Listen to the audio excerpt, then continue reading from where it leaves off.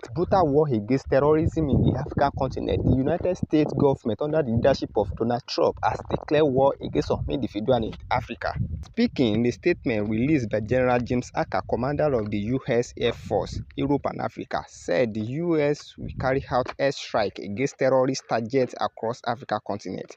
Acker stated this at a digital news conference while attending the 2025 African Air Chiefs Symposium (AACS) on Wednesday in Lusaka, Zambia. According to news agencies of Nigeria, the digital conference was organized to enable General Acker to discuss U.S. commitment to military partnership with African nations and AAC operations. Terrorist groups like Islamic State of Iraq and Syria were high-value targets that threaten African nations and the U.S. and will be targeted by the U.S. as it did against them in Somalia recently. Speaking further, he added that the U.S. was willing to collaborate with African Air Force not only by way of security support but also through humanitarian assistance and disaster relief. Speaking on Boko Haram insurgency, he said the U.S. Air Force can help the Nigerian military achieve air superiority over the terrorists. He said the U.S. has already been supporting Nigeria. According to him, the U.S. government has provided training and equipment to Nigeria for quite a while, and hopefully that will help them out in their fight against insurgency in the northern part of the country.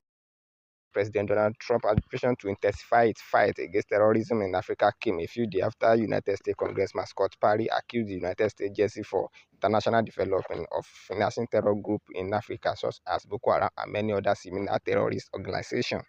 Mr. Perry made this remark during the inauguration season of Congress Subcommittee on Delivering on Government Efficiency, an advisory body created by U.S. President, who appointed Elon Musk, the world's richest man, to lead it.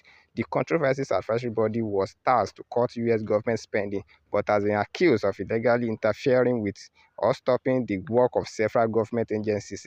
Relating to the development, Nigerian lawmaker representing Borno South Senatorial District in the National Assembly, Senator Ali Ndume, said the operation of the United States Agency for International Development in Nigeria is suspicious. Ndume, while speaking, highlighted the gravity of Perry's allegations, saying that it came at a time when the Chief of Defense Staff, General Christopher Musa, had also warned that Boko Haram terrorists were being trained and funded by international organizations.